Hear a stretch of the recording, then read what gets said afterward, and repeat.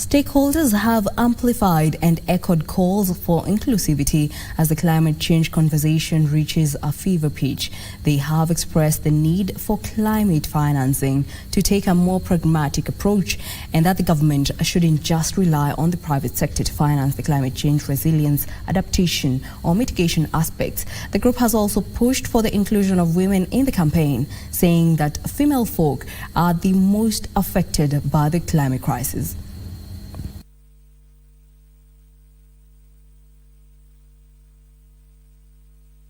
It's a missed opportunity for the Kenyan government, in my view, to have introduced questions at this conference about where the most significant sources of funding should come from.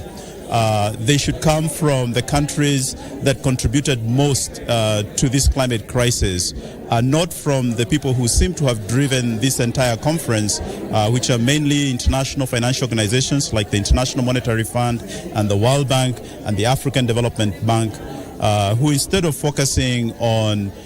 the legal responsibility that those who contributed to this crisis have instead sought refuge in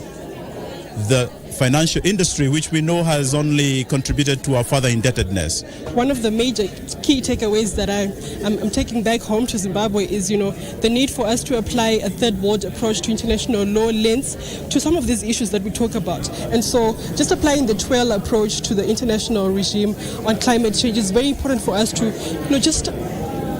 place this argument in the very context that it should be in. When you talk about reparations, when you talk about ecological debt, and just looking at the Bridgetown Initiative, which is the chapter that I worked on, it's very important for Africa to reclaim intellectual leadership and take the lead in discussing what a climate financing agenda for Africa should look like.